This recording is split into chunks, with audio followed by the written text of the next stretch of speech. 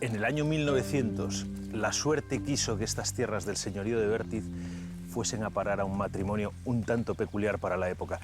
Una pareja culta, cosmopolita, amante de los viajes, de la música y, por supuesto, de la naturaleza. Pedro Figa y Dorotea Fernández reformaron la casa-palacio y la capilla y ampliaron el jardín y construyeron un camino que llegaba hasta lo alto del monte Aizcolegui y preservaron el bosque que poblaba las laderas, y ellos consiguieron que ese bosque se llenara de vida.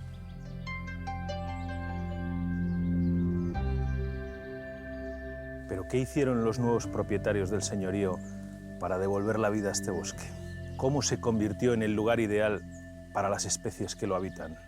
¿De qué manera influyeron la personalidad y las inquietudes de sus dueños en el destino de este señorío? Hoy caminaremos por los senderos del señorío de Vértiz y admiraremos su belleza más íntima, la del corazón de un bosque salvaje. Estamos en Olleregui, en pleno Pirineo navarro, a 40 kilómetros al norte de Pamplona y a 55 de San Sebastián. Quizás por eso Pedro Figa y Dorotea Fernández, que vivían a caballo entre ambas ciudades, eligieron este señorío como lugar de descanso.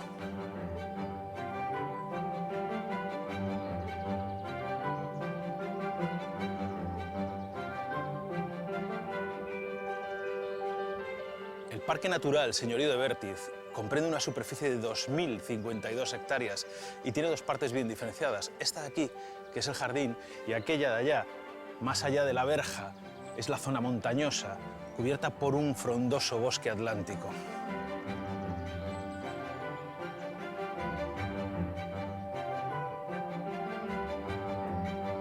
Las 3,5 hectáreas de terreno que ocupa el jardín albergan más de 120 especies vegetales distintas. Hay especies autóctonas y otras de diferentes lugares del mundo que Pedro Figa fue trayendo de todos sus viajes.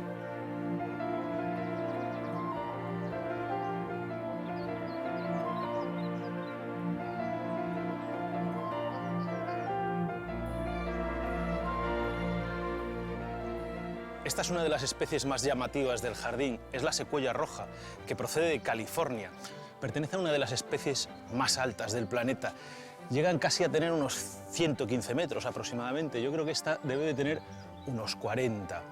Pero bueno, teniendo en cuenta que esta especie llega hasta los 2000 años de edad y esta solo tiene 150, pues es casi un bebé.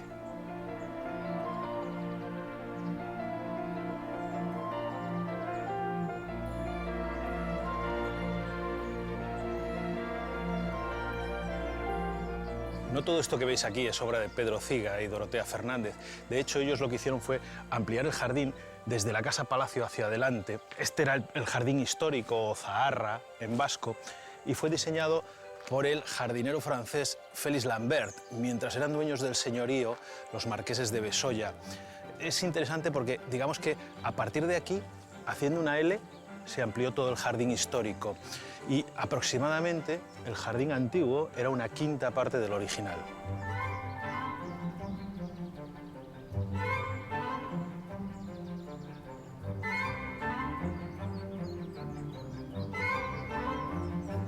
El jardín histórico de Vértiz está situado en la zona más baja del señorío, entre la zona de montaña y el río Bidasoa.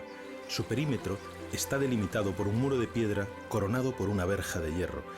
En su trazado paisajista predominan las líneas curvas en caminos, estanques y parterres, otorgándole un gran protagonismo a la naturaleza. En él podemos encontrar pequeñas construcciones de estilo modernista que le dan al jardín su carácter romántico.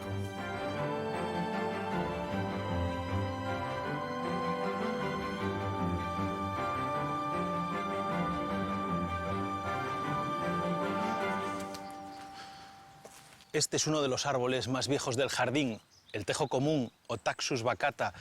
Es muy bonito porque también es conocido como el árbol de la vida, pero también de la muerte, por su alta capacidad curativa y por su toxicidad. Su corteza y sus hojas son bastante venenosas, sin embargo tienen una sustancia que es muy apreciada en la medicina y que ha sido utilizada para curar algunos tipos de cáncer. Ya en la antigua Roma se conocían las propiedades tóxicas del tejo. El ejército romano sufrió sus consecuencias en las batallas contra los galos, que envenenaban sus flechas impregnándolas con una sustancia obtenida de las hojas. Años más tarde descubrieron que ese árbol maléfico podía salvar vidas. El mismo emperador Claudio, allá por el siglo I, habló al Senado sobre los beneficios del jugo extraído del tejo, eficaz antídoto contra las mordeduras de serpiente. Este es el árbol de la vida y de la muerte, pero también del amor. O si no, ¿de dónde creéis que viene la expresión tirar los tejos? Pues de esto precisamente. Hay una tradición astur, no sabemos si es cierta o no, que los muchachos, cuando andaban buscando novia, se acercaban a sus casas y lanzaban unas ramas de tejo al balcón para que los padres supieran que andaban detrás de ellas.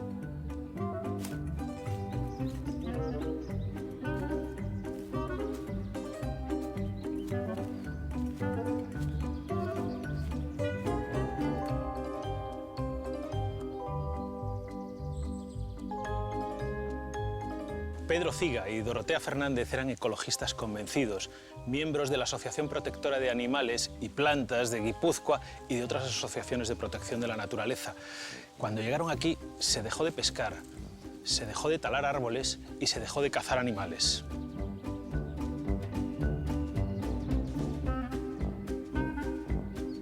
Contaba una vecina de Oronoz, un pueblecito de aquí al lado, que Pedro Ciga llegó a despedir a un guardia forestal por verle arrancar hojas de un árbol. Esto no sabemos si es cierto o no es cierto. Lo que sí sabemos es que Pedro Ciga era un auténtico apasionado por la naturaleza.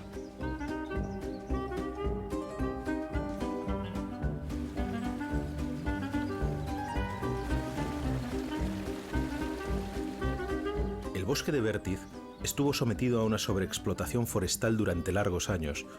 Muchas de sus hayas y robles terminaron convertidos en carbón para las ferrerías de la zona. Otros árboles se talaron para vender su madera como material de construcción. A mediados del siglo XIX, antes de que el señorío llegara a manos de Pedro Ciga, sus dueños, los marqueses de Besolla, pactaron la venta de 19.000 robles y 1.000 castaños, destinados a la construcción del ensanche de la ciudad de San Sebastián. La tarea de extracción de los árboles duró más de 11 años.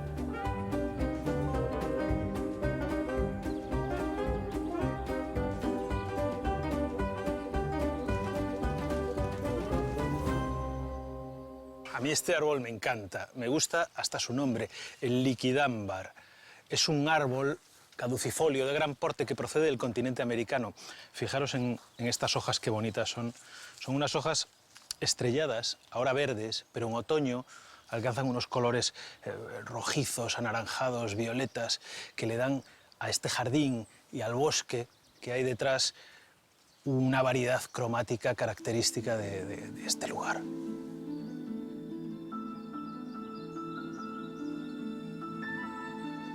Esta hoja, si la aprietas un poquito así,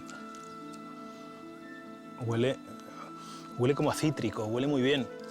Pero este árbol, si algo tiene de característico, es una sustancia que se extrae de la corteza profunda, que es el estoraque, utilizado en perfumería. Es un estabilizador de esencias, donde lo que consigue es mezclar todos los componentes en uno solo, en una amalgama perfecta.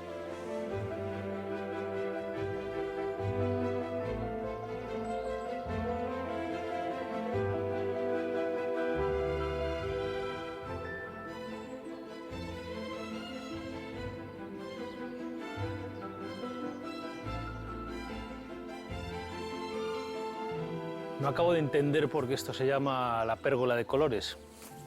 Bueno, sí, en realidad sí. Vamos a ver, ¿veis estos colores de aquí? Bueno, pues lo que querían Pedro Ciga y Dorotea Fernández era, siguiendo con esa idea de, bueno, pues de generar sensaciones, de provocar emociones en el jardín, intentar representar lo que se percibe desde aquí en cada una de las estaciones del año. Por ejemplo, este rojo de aquí podría, si uno se asoma, parecer el otoño. Este azul de aquí podría parecer el invierno. Pero no solo eso, esta pérgola también tenía otra función, una función como de pequeño voyeur, de curioso, en realidad, de intentar ver qué es lo que sucede fuera del jardín, porque el jardín tiene una cota más baja que los caminos que lo circundan. Entonces, viniendo hasta esta pérgola y saliendo por un pequeño camino que hay aquí a la derecha, digamos, Pedro y Dorotea podían asomarse para ver qué es lo que sucedía fuera del jardín.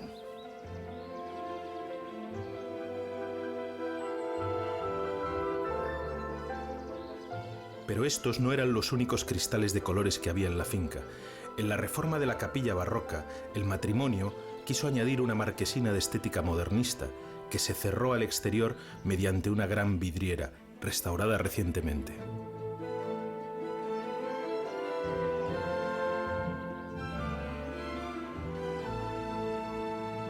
Dan ganas de meterse dentro, como con Mary Poppins, ¿no, Alicia? ¿Te imaginas dentro de la vidriera meterse? La verdad es que uno se imagina aquí dentro. ¿Tiene algo que ver esto con Vértiz o no? Totalmente, ¿Sí? totalmente. Esto está inspirado en Vértiz y es, yo creo que la idea hecha realidad de Pedro de tener aquí las 4 estaciones de Vértiz recogidas en el sitio donde ellos se reunían a tomar un café. Están ellos aquí tranquilamente. Tenemos aquí el invierno. El invierno, la primavera, yo creo que ese es el otoño. El otoño con las hojas, sí. Y esa barquita estaba en el agua antes, la tenían, ¿no? Además se llamaba Dora. Todos conocemos la explosión, ¿no?, de las vidrieras en el gótico, pero el modernismo es un nuevo momento, un resurgir de la vidriera. Además, coincide con el modernismo ese amor al paisaje, a la naturaleza, a las formas orgánicas, ¿no? Y aquí tenemos pues todo un repertorio. Hay muchísimos colores, mucha utilización del vidrio, haciendo juegos entre texturas, aguas del vidrio. A mí me apasiona el recurso de representar la nieve con ese vidrio grabado que da ese efecto como del hielo brillante, ¿no? Sí. Es un vidrio de 1908 texturizado de esa forma, que incide en los rayos de sol, que es que parece la nieve al sol. A mí me parece maravillosa esta zona. Bueno, lo que diferencia seguramente del gótico sea la estructura de hierro que enmarca las vidrieras, que son, bueno, esto es muy francés, ¿no?, de Héctor Guimard, las salidas de París, de las paradas de metro, ¿verdad? Supongo que os documentaríais con estos lugares. Bueno, lo primero que teníamos que hacer era investigar, que no teníamos una referencia en la que se viese el panel completo. Acabaron en muy mal estado.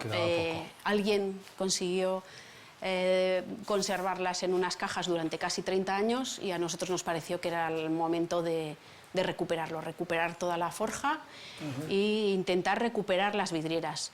Todo lo que es la parte figurativa se conserva un 70, en algunas zonas algo menos, pero de vidriera original.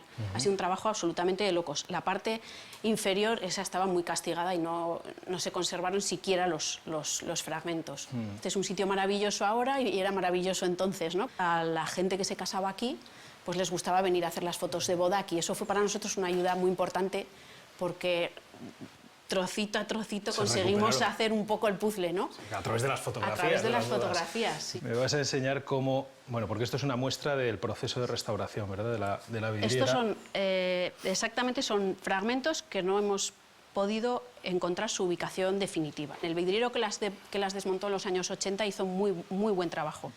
Y gracias al trabajo que hizo aquel hombre, pues hemos podido recuperarlas.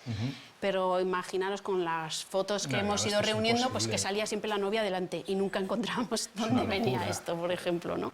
Algunas veces son muy finos, algunas veces se utilizan de forma individual y otras veces se doblan para conseguir un efecto de color lo más parecido a la naturaleza que es lo que ellos están intentando recrear, ¿no? Se dobla, sí, para mezclar, combinar los colores. Lo que hacíamos de pequeños, ¿no?, de los papeles de los bombones.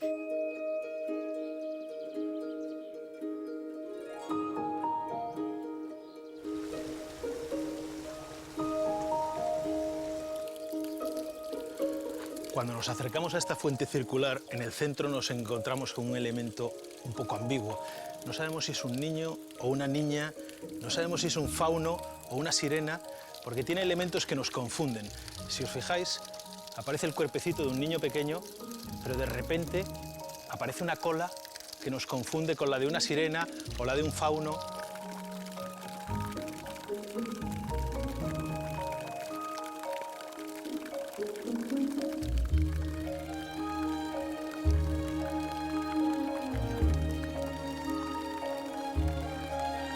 El motivo central de esta fuente, construida en el siglo XIX, es un fauno de bronce, un fauno niño que sujeta entre sus piernas un gran pez.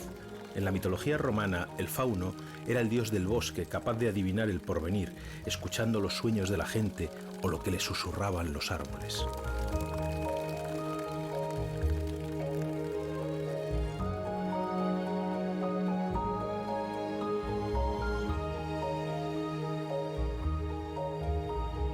Este de aquí es el ciprés de los pantanos. Es una especie muy curiosa porque es una de las pocas coníferas que pierde la hoja, es de hoja caduca, por eso se le llama ciprés calvo.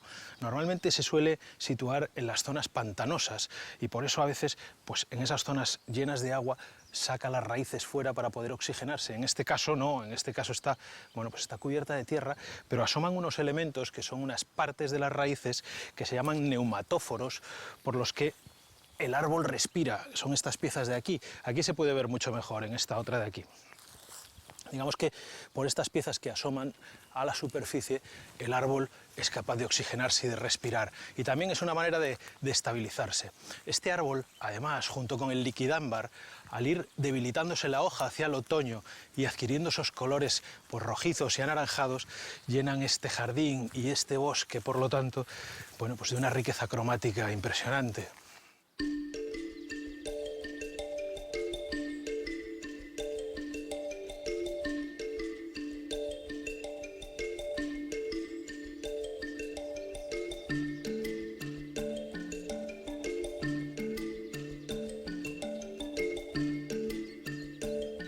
Pedro Ciga estudió Derecho, pero nunca llegó a ejercer esa profesión. Se dedicó a administrar su propia fortuna, pero especialmente la de su mujer. Con la fortuna que llegaron a heredar, consiguieron comprar la finca del señorío de Vértiz. Les costó 650.000 pesetas de entonces, pero no la pagaron con hojas de ginkgo, la pagaron con billetes. Las hojas de ginkgo, como sabéis, estas de aquí, de este árbol, hace mucho tiempo se utilizaban como moneda de cambio por su especial capacidad curativa. El ginkgo biloba es un auténtico fósil viviente, la especie vegetal más antigua del planeta. En Hiroshima, el ginkgo es símbolo del Renacimiento. Un año después del lanzamiento de la bomba atómica que arrasó la ciudad, un ginkgo destruido, situado a solo 1 kilómetro del epicentro de la explosión, volvió a brotar.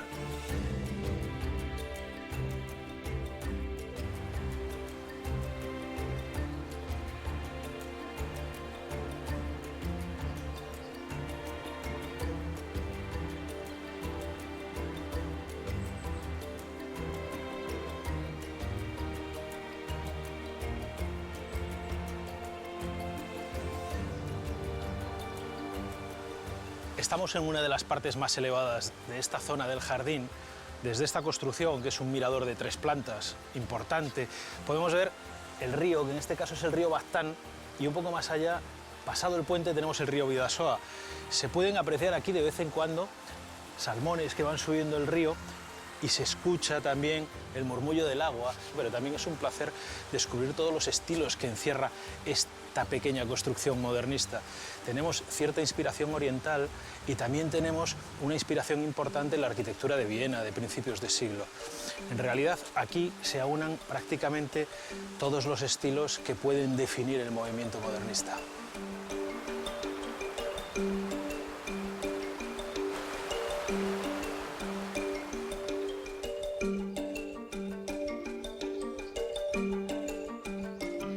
Mónica, ¿qué estás contando? ¿Las teselas o qué? Pues no, aquí mirando un poco las macetas, a ver cómo están, pues que hay que mirarlos de vez en cuando y que no deterioren. Nos acaban de restaurar y ahora las tenemos aquí para empezar a darles otra vez uso. ¿Y que tienen motivos de algunos vegetales, otros geométricos? Sí, es variado, la verdad es que son muy variadas. Bueno, aquí lo que se solía tener son arbolillos, que eran normalmente naranjos o limoneros, solían ser. Entonces, en verano estaban distribuidas por el jardín, sí, y en invierno pues, se traía este recinto, que bueno, este tipo de recintos son invernaderos, pero un poco especiales, por lo tanto tenían el nombre de orangerie. Orangerie, este es un nombre muy clásico de la jardinería, pero Debían ser pequeñitos, ¿no? Porque Eso es, sí, al final... primero para traerlas y luego Exacto. porque no... El objetivo era que en invierno aquí las plantas estuvieran bien y no sufrieran con las heladas, porque estamos también cerca del río. Además de cítricos, ¿había otros...? No, normalmente eran cítricos. Puntualmente alguna vez sí que comentaban que alguna cícal o si estaba en maceta también lo traían, porque eran también aquellas plantas, no que igual por necesidad de la planta, sino por las macetas, porque bueno, son macetas que con las heladas pueden sufrir. Vamos a verlo aquí fuera porque lo vivimos mejor desde Claro, fuera. El jardín, exactamente. vente conmigo. Muy bien. ¿Nos hacemos una tila? Vale. Aunque tienen que estar secas, ¿no? Eso es, tienen que estar secas, no Estas así son las directamente bolitas todavía está muy frescas. Las bolitas del tilo. Exactamente. A ver si nos tranquilizamos en este mundo tan Sí, convulso, ¿no? Exacto. ¿Cómo se riega el jardín? ¿Cómo se mantiene? Bueno, aunque sí que hay un sistema de regadío, la verdad es que este jardín, por la ubicación y por la zona en la que está, no solemos regarlo.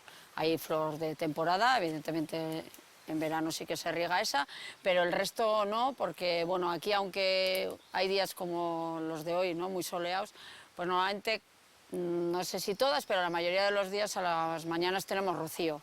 Y ya solo con eso ya, bueno, pues hay un regadío de la hierba y no hace falta. Estos paseos de provocar emociones, ¿no? Muy propios de principios de siglo. Sí.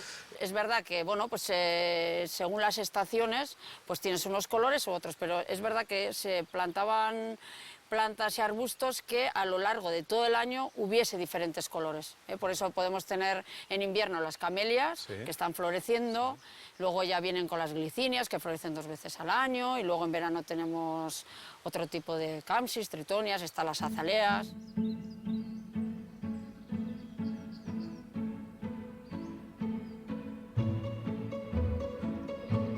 Una vez concluida la reforma de la Casa Palacio y la ampliación del jardín, Pedro Ciga y Dorotea Fernández decidieron intervenir en el bosque, implantando en él un modelo de conservación de la naturaleza innovador.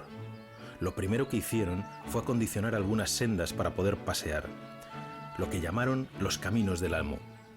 También colocaron bancos de piedra en lugares estratégicos de impresionantes vistas.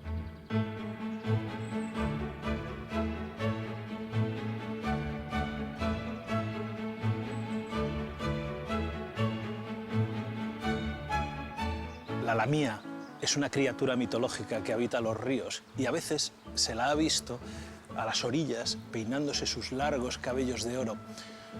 Es tan temida como odiada, sin embargo, se la conoce por ser la guardiana de los bosques. No en vano, es una figura central del escudo del señorío de Bertiz.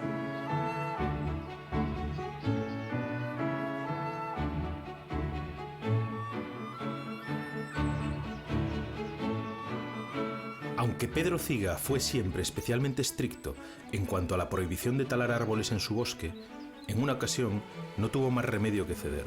Fue durante la Guerra Civil Española. Debido a la gran demanda de postes eléctricos, decidió autorizar la tala de castaños con la condición de que solo se aprovecharan los que ya estaban secos. En la actualidad, el bosque se cuida con el mismo esmero que puso en él su promotor.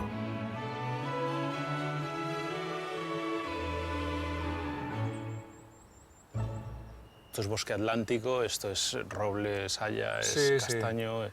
Eso es, a ver, el hayedo es la planta que más superficie ocupa en Bertiz. De 2.052 hectáreas, pues la mayoría de toda la parte alta es haya.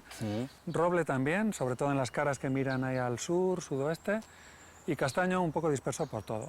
Pero esto no era así hace 100 años. Cambiaron la filosofía. Hasta entonces era uso tradicional de carboneras, sacar carbón, caleras, ganado en el monte, cerdos, vacas, ovejas que aprovechaban los pastos que había, las bellotas, y era un bosque muy abierto, de esas, de castaño, de O sea, que había pasto y trasmochos. ganado, fundamentalmente, Sí, no sí. estaba tan cerrado. Eso era, el manejo tradicional del bosque fue ese durante siglos, y ahora estamos viendo el bosque después de 100 años o 120 años de cambio de filosofía, ¿no? Entonces lo que ha pasado es que el haya es el árbol que más se ha expandido, ha cogido casi toda la superficie. El roble se queda ahí un poco más, le cuesta más, necesita más luz Sí. para generar. Y el haya, en cambio, bueno, nada que haya un agujero en el bosque, ¡buah!, se llena de planta, zacardá, que le llamamos, ¡buah!, Sí. salen para arriba y lo cubre. El roble para regenerar necesita luz y aquí hay cada vez menos luz. El bosque se maneja al mínimo, solo se limpian los caminos principales para que se pueda pasar y el resto ahí se queda. O sea, si se cae un árbol por Se cae un árbol y se queda ahí. Ahí se queda. Se pudre y se lo comen los hongos, las bacterias, los picatroncos. Y sí, Es un pájaro carpintero. pájaro carpintero. Es un sitio, es muy buen sitio de picatroncos este. Sí, buah. De lo mejorico que hay por aquí, sí. Perdón, estoy viendo un escarabajo, mira. A ver, Espera, este es un carábido.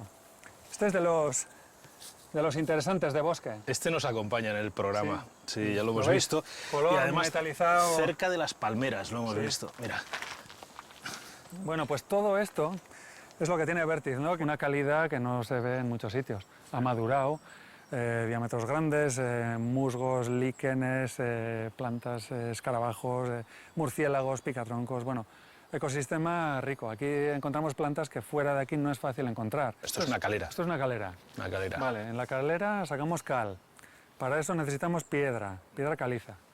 Llenan de piedra caliza esa parte de arriba y por aquí abajo hacen un fuego. Para hacer fuego, madera, ¿vale? ¿De dónde? Del parque, ¿vale? Entonces, claro, esto funcionó durante siglos para manejarlo, cortar la madera. Entonces se hacía un fuego y se tenía que cocer la piedra caliza. Es un poco una cosa rara porque el monte tiene poca piedra caliza. Vértiz, sí, es sobre todo silicio, es rojo. Y la caliza está aquí, en esta peña de aquí, entonces sacaban la piedra caliza aquí, la traían, sacaban cal, que era muy importante para los campos, para abonar, para subir el pH. Esto es muy ácido, llueve mucho y pHs bajos, entonces con cal pues la tierra produce más y es mejor. Ya, los caseríos de Bidasoa son rojos, ¿no? Casi Sí, todos los sí, de aquí sí. abajo.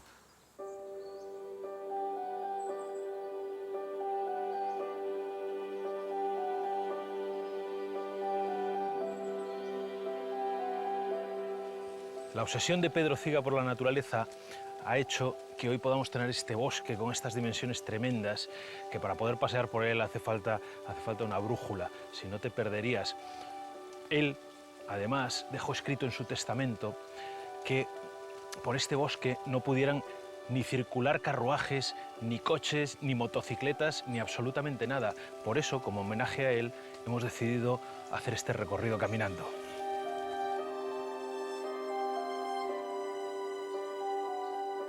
Una media de 80.000 visitantes recorren cada año los senderos del bosque del Parque Natural de Vértiz, disfrutando de la apariencia intencionadamente descuidada de este paisaje. ¿Os habéis fijado cómo aquellas montañas del fondo se ven algo más azules? Bueno, eso se debe a las partículas de aire y al grado de humedad que hay entre aquellas montañas y nuestros propios ojos. Durante el Renacimiento, esto se acuñó como la perspectiva aérea y fue Leonardo da Vinci el que nos lo explicó. De hecho, llegó a decirnos que el que quiera ver las montañas 5 veces más lejos, que las pinte 5 veces más azules.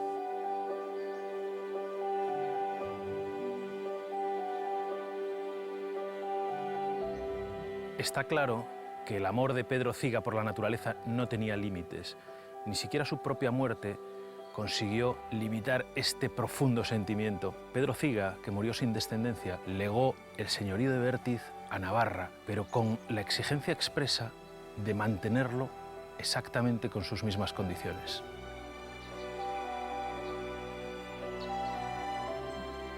El Parque Natural Señorío de Vértiz, con su bosque y su jardín, son el reflejo de un espíritu libre, de un hombre respetuoso con la vida que regaló al mundo este paisaje de cuento de hadas.